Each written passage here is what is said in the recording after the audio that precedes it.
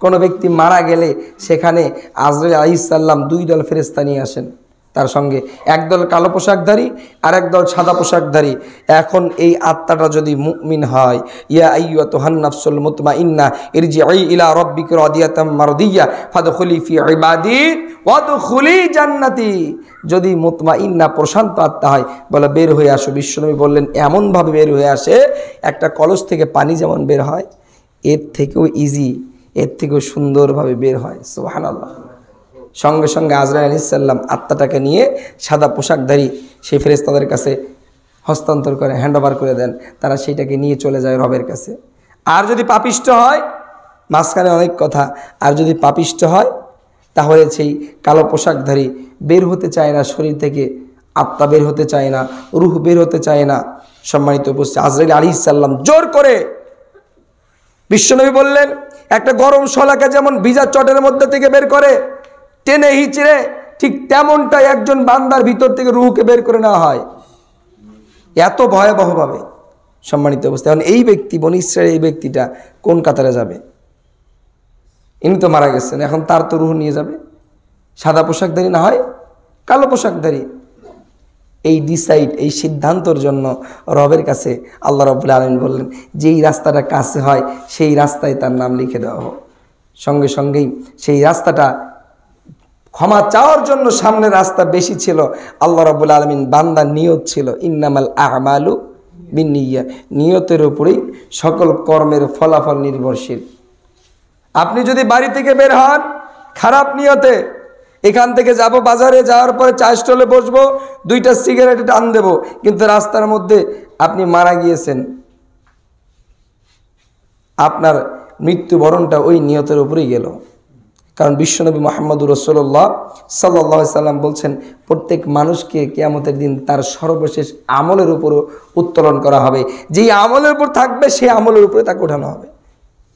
সম্মানিত উপস্থিতি, আর যদি কোনো ব্যক্তি বাড়ি থেকে নিয়ত করে আমি সালাতুল জুমা পড়ব মণ্ডতোষ ফাতেমা হক জামে মসজিদে, রাস্তার মধ্যে যদি মারা যায় সে ব্যক্তি সালাত আদায়কারী হিসেবে মারা যাবে। সুবহানাল্লাহ। কারণ তার নিয়ত ছিল সে সালাত পড়বে, একনিষ্ঠ তার নিয়ত ছিল ইন্নামাল আমালু বিন্নিয়া, নিয়তের উপর সকল কর্মে নির্ভরশীল। সেই বান্দার নিয়ত ছিল রবের কাছে ক্ষমা চাইব, ক্ষমা পাবো, আমার ক্ষমা পাইতে হবে, আমার পাপের জন্য রবের কাছে ক্ষমা পাইতে হবে, আমার ক্ষমার প্রয়োজন, কিছুর প্রয়োজন নাই। যার কারণে আল্লাহ রাব্বুল আলামিন সামনের রাস্তাটাকে সংকোচন করে দিলেন, পিছনের রাস্তাকে বর্ধিত করে দিলেন, এবং সেই বান্দার ক্ষমাকারীদের ক্ষমা যে যারা পায় তাদের কাতারে সেই বান্দাকে আল্লাহ তাআলা শামিল করে দিলেন। সুবহানাল্লাহ। সম্মানিত উপস্থিতি, এইটা হচ্ছে রবের ক্ষমার পরিধি। বান্দা রবের দিকে একটু যাবে, আল্লাহ রাব্বুল আলামিন তার দিকে আরো বেশি দ্বিগুণ ধাবিত হবেন। বান্দা যদি রবের দিকে হেঁটে যায়, রব বান্দার দিকে দৌড়ে আসে। বান্দা যদি রবের দিকে 1 বিঘাত যায়, রব 1 হাত যায়। বান্দা আসতে গেলে রব জোরে যায়। বান্দা যদি একটা সাধারণ বৈঠকে আল্লাহ রাব্বুল আলামিন সম্পর্কে তার গুণগান, তার সিফাত, হামদ এগুলো আলোচনা করে, আল্লাহ রাব্বুল আলামিন ফেরেশতাদেরকে নিয়ে উত্তম বৈঠকে সেই বান্দার সম্মান মর্যাদা বর্ণনা করেন। সুবহানাল্লাহ। রবের ক্ষমার পরিধি, রবের দয়ার পরিধি কত বড় লক্ষ্য করেন। সম্মানিত উপস্থিতি, বিশ্বনবী মুহাম্মদুর রাসূলুল্লাহ সাল্লাল্লাহু আলাইহি ওয়াসাল্লাম তিনি তো পাপ মুক্ত ছিলেন, তার কোনো পাপ ছিল না, তার কোনো পাপ ছিল না। বিশ্বনবী মুহাম্মদুর রাসূলুল্লাহ সাল্লাল্লাহু আলাইহি ওয়াসাল্লাম বলেন আল্লাহি ইন্নী লা আস্তাগফিরুল্লাহ ওয়া আতুবু ইলাই, আল্লাহর কসম নিশ্চয় আমি ইন্নী লা আস্তাগফিরুল্লাহ ওয়া আতুবু ইলাই, আল্লাহর নিকটে আমি ক্ষমা চাই এবং তওবা করি। কতবার? ফিল ইয়াউমি আকসারা মিন ৭০ মাররা, দিনের মধ্যে ৭০ বারের বেশি আমি রবের কাছে ক্ষমা চাই, তওবা করি। অথচ বিশ্বনবীর কোনো পাপই ছিল না। অন্যান্য নবীর মুজিজা আর বিশ্বনবী মুহাম্মদুর রাসূলুল্লাহ সাল্লাল্লাহু আলাইহি সাল্লামের মুজিজা একটু ফারাক ছিল। কেমন ফারাক? অন্যান্য নবীগণ নবুয়ত পাওয়ার আগে হয়তো কোনো ভুল করেছেন, কিন্তু নবুয়ত পাওয়ার সঙ্গে সঙ্গে সমস্ত নবীদেরকে আল্লাহ তাআলা নিষ্পাপ করে দিয়েছিলেন। কিন্তু বিশ্বনবী মুহাম্মদুর রাসূলুল্লাহ সাল্লাল্লাহু আলাইহি ওয়াসাল্লাম জন্ম থেকে মৃত্যু পর্যন্তই নিষ্পাপ ছিলেন। সুবহানাল্লাহ। সেই নবীর উম্মত আমরা। সেই নবীর কোনো পাপ ছিল না, তার কোনো পঙ্কিলতা ছিল না, তিনি রবের সীমারেখা কোনোভাবেই লঙ্ঘন করেন নাই। তারপরও আল্লাহ লা আস্তাগফিরুল্লাহ ওয়া আতুবু ইলাইহি, ইন্নী লা আস্তাগফিরুল্লাহ ওয়া আতুবু ইলাইহি, তিনি বললেন নিশ্চয় আমি দিনের মধ্যে ৭০ মাররা ৭০ বারের বেশি আমি রবের কাছে ক্ষমা চাই, তওবা করি। কেন চাইলেন? কারণ বিশ্বনবী মুহাম্মদুর রাসূলুল্লাহ সাল্লাল্লাহু আলাইহি ওয়াসাল্লামকে পৃথিবীর মুমিনগণ বান্দাগণ অনুসরণ করে। ইয়া আইয়ুহাল্লাযিনা আমানু আতিউল্লাহা ওয়া আতিউর রাসূল, হে ইমানদারগণ আল্লাহর আনুগত্য করো। আতিউল্লাহ, আল্লাহর আনুগত্য করতে হবে, আল্লাহ যা বলছেন তাই। ওয়া আতিউর রাসূল, রাসূলের আনুগত্য করো তোমরা। তা রাসূলের আনুগত্য, রাসূল যা করছেন আমরা তো তাই করো। তো রাসূল সাল্লাল্লাহু আলাইহি সাল্লাম ক্ষমার মাধ্যমে, তওবার মাধ্যমে, ইস্তিগফারের মাধ্যমে শিখাইলেন তোমরাও ইস্তিগফার করো রবের কাছে। পাপ যতটুকুই থাক, কম করো আর বেশি করো, ক্ষমা চাইতে হবে, তওবা করতে হবে, রবের কাছে মাপ চাইতে হবে। বিশ্বনবী মুহাম্মদুর রাসূলুল্লাহ সাল্লাল্লাহু আলাইহি ওয়াসাল্লাম আগার মুজানি রাদিয়াল্লাহু তাআলা বলেন, বিশ্বনবী বলেছেন, হে মানব মণ্ডলী, তুবু ইলাল্লাহ ফাইন্নী আতুবু ইলাই, আল্লাহর নিকট তওবা করো, অতঃপর নিশ্চয়ই আমিও তার নিকটে তওবা করি। ফিল ইয়াউমি মিআতা মাররা, আমি তার নিকটে দিনের মধ্যে ১০০ বার তওবা করি। এতক্ষণ বলা হলো ক্ষমা চান, এতক্ষণ বলা হলো ক্ষমা চান, এবার বললেন যে আমি তওবা করি ১০০ বার, ৭০ বারের অধিক। আবার জটিলতা লাগায়েন না যে আগের হাদিসে বললেন ৭০ মাররা আর এখন বলতেছেন ১০০ বার, তাহলে কি পার্থক্য হলো না? ৭০ মাররা ৭০ বার নির্দিষ্ট না, ৭০ বারের অধিক বলা হয়েছে। ৭০ অধিক তো ১০০, এই হাদিসে বলা হয়েছে ১০০। তাই আমরা যদি দুইটাকে ১০০ ধরি আমাদের কোনো সমস্যা নাই। সুতরাং বিশ্বনবী দিনের মধ্যে ১০০ বার ইস্তিগফার করতেন, সুবহানাল্লাহ। আর আমরা রবের কাছে ক্ষমা চাই না, সালাতের ব্যাপারে নাই, আকীদার ব্যাপারে নাই, রবের ব্যাপারে নাই। ভুল করলেও আমাদের মনের মধ্যে এতটুকু বেদনা জাগ্রত হয় না, এতটুকু কষ্ট জাগ্রত হয় না, আমি সকালবেলা যেটা করেছিলাম সেটা অন্যায় ছিল, একটু আগে যা করেছিল তা অন্যায় ছিল, এখন যেটা করছি হয়তো এটা অন্যায় হচ্ছে, আমাকে বেছে নিতে হবে কোনটা সঠিক আর কোনটা ভুল।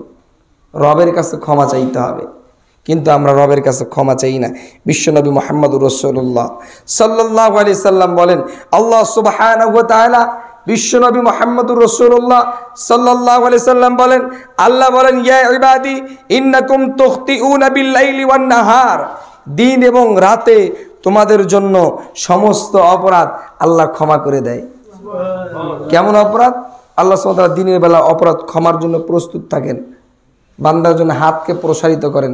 দিনের বেলা যত পাপ করবে বান্দা দিনের শেষে যদি ক্ষমা চায় আল্লাহ ক্ষমা করে দেবেন, দিন শেষ সন্ধ্যায় যদি ক্ষমা চায় আল্লাহ ক্ষমা করে দিবেন। এখন দিনের পাপ ক্ষমা করলে রাতের পাপ কি হবে? বিশ্বনবী মুহাম্মদুর রাসূলুল্লাহ সাল্লাল্লাহু আলাইহি সাল্লাম বলছেন, রাতের বেলাও আল্লাহ হাতকে প্রসারিত করে রাখেন, বান্দা ক্ষমা চাবে, দিনের বেলা ভুল করবে রাতে ক্ষমা চাবে, রাতে ভুল করবে দিনে ক্ষমা চাবে, সব সময় বান্দার জন্য রবের ক্ষমার হাতকে আল্লাহ প্রসারিত করে দিয়েছেন। আল্লাহ সুবহানাহু ওয়া তাআলা বিশ্বনবীকে জানিয়ে দিলেন, বান্দা মনে করবে কখন চাইবে, কোন অবস্থায় চাইবে, কোনো নির্ধারিত কোনো সময় আছে কিনা? না, রবের নিকট চাওয়ার জন্য নির্ধারিত কোনো সময় নাই, যখন মন চায় তখন রবের কাছে ক্ষমা চান, রবকে ডাকেন, যখন মন চায় তখন ডাকবেন। আল্লাহ তাআলা বলেন, ওয়াইজা সাআলাকা ইবাদি আন্নী ফাইন্নী করিব উজিবু দাওয়াতাদ দাঈ ইযা দাআনি ফালইস্তাজিবু লি ওয়াল ইউমিনু বি লাআল্লাহুম ইয়ারশুদুন। আল্লাহ বলেন, ওয়াইজা সাআলাকা ইবাদি, আর মনে করো, স্মরণ করো, যখন তোমাকে জিজ্ঞাসা করে, বিশ্বনবীকে ইশারা করে বললেন, তোমাকে জিজ্ঞাসা করে ইবাদি, আমার বান্দাগণ, আন্নী ফাইন্নী করিব, আমার ব্যাপারে, অতবার বলে দাও ফাইন্নী করিব, অতপর নিশ্চয়ই আমি তার নিকটবর্তী। সুবহানাল্লাহ। ফাইন্নী করিব উজিবু দাওয়াতাদ দাঈ ইযা দাআন, আমি সাড়া দেই কোনো আহ্বানকারী যদি আমাকে আহ্বান করে, ফালিয়াস্তাজিবু লি, আমার জন্য ওয়াজিব হয় তাকে সাড়া দেওয়া। সুবহানাল্লাহ। বান্দা ডাকবে যখন মন চায় তখন, আল্লাহ তখনই কি করবেন? গ্রহণ করবেন। সম্মানিত উপস্থিতি, একটু লক্ষ্য করেন, আপনাদেরকে একটু মনোযোগ দেয় লক্ষ্য করেন। বিশ্বনবী মুহাম্মদুর রাসূলুল্লাহ সাল্লাল্লাহু আলাইহি সাল্লাম বলছেন, আল্লাহ সুবহানাহু ওয়া তাআলা রাত্রির শেষ তৃতীয়াংশ, যাকে আমরা অনেকেই তাহাজ্জুদ বলি, তাহাজ্জুদ না, তাহাজ্জুদ বলেই চিনি আমরা। এই তাহাজ্জুদের সময় আল্লাহ সুবহানাহু ওয়া তাআলা রাত্রির শেষ তৃতীয়াংশে প্রথম আসমানে নেমে এসে বলেন, মাইয়াদউনি ফাস্তাজিব লাহু, কে আসো আমাকে ডাকো, আমি তার ডাকে সাড়া দেবো। কি দরকার, কি প্রয়োজন? খালি ডাক দাও, আমি তার ডাকে সাড়া দেব। আল্লাহ বলছেন, আগের আয়াত যেটা বললাম আপনাদেরকে, ফাইন্নী করিব উজিবু দাওয়াতাদ দাঈ ইযা দান ফালিয়াস্তাজিবু লি ওয়ালিয়ুমিনু বি লাআল্লাহুম ইয়ারশুদুন। রবের ওয়াজিব হয়ে যায়, অবশ্য দায়িত্ব হয়ে যায় বান্দা যখন রবের কাছে চায়, ডাকে সাড়া দেওয়া। সম্মানিত উপস্থিতি, আল্লাহ তাআলা বলেন, মাইয়াদউনি ফাস্তাজিব লাহু, কে আসো আমাকে ডাকো, আমি তার ডাকে সাড়া দেব। মাইয়াসআলুনি ফাউতিয়াহু, কে আসো আমার নিকটে চাও, আমি তাকে দিয়ে দেব। মাইয়াস্তাগফিরুনি ফাগফির লাহু, কে আসো আমি রবের কাছে ক্ষমা চাও, আমি রব তাকে ক্ষমা করে দেব। সুবহানাল্লাহ। আল্লাহ ডাকেন, তার ক্ষমার পরিধি কত! আল্লাহ ডাকতেছেন, কে আসো, মাইয়াস্তাগফিরুনি ফাগফির লাহু, আমার কাছে ক্ষমা চাও, আমি তাকে ক্ষমা করে দেব। বিশ্বনবী মুহাম্মদুর রাসূলুল্লাহ সাল্লাল্লাহু আলাইহি সাল্লাম বলেন, কোন বান্দা যদি পাপ করার পরে রবের নিকটে ফিরে আসে, আল্লাহ সুবহানাহু ওয়া তাআলা কেমন খুশি হন তিনি বললেন, শুনুন।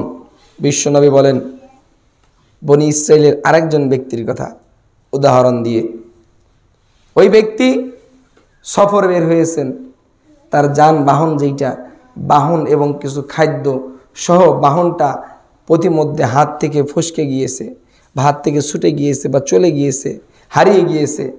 তিনি হতবাক হয়ে গেলেন, চিন্তিত হয়ে গেলেন, আমার মনে আর ফেরা হবে না, আমার মনে আর ফেরা সম্ভব নয়। কারণ মরুভূমি অঞ্চল, যেখানে আমার বাহনই নাই, খাদ্য নাই, এখানে খাওয়াবে কি? কেউ তো নাই আশেপাশে, ধুধু মরুভূমি, জনমানব শূন্য। তো এই ব্যক্তি তিনি শুয়েছেন যে হয়তো আর ফেরা হবে না, আশা ছেড়ে দিয়ে শুয়ে আছেন। হঠাৎ করে উঠে দেখেন তার যেই বাহন আর তার যেই খাদ্য তার হাতে চলে এসেছে। সুবহানাল্লাহ। হাতে বলতে কেমন, হাতের মধ্যে না, কাছে চলে এসেছে। তিনি নিয়ে আনন্দিত হয়ে গেছেন। তিনি সঙ্গে সঙ্গে বলে ফেলছেন, আল্লাহ আমার বান্দা, আমি তার রব। নাউজুবিল্লাহ। খুশি, কিন্তু খুশি এটা উদাহরণ দিলেন এরকম না, বিশ্বনবী উদাহরণ দিলেন খুশির ব্যাপারে। কেমন খুশি দেখেন, খুশিতে তার মুখ দিয়ে উল্টো পাল্টা বের হয়ে গেছে, কিন্তু তার মনে কিন্তু ঠিক আছে যে রব একজন আল্লাহ, আমি হচ্ছে আল্লাহর আবেদ, আমি আল্লাহর দাস, আমি আল্লাহর বান্দা, আমি আল্লাহর গোলাম। কিন্তু খুশিতে আত্মহারা হয়ে গেছে। বিশ্বনবী বললেন, এরকমটা রব খুশি হন। বান্দা যখন ভুল করার পরে রবের কাছে এসে ক্ষমা চায়, আল্লাহ এর চাইতে বেশি খুশি হন। সুবহানাল্লাহ।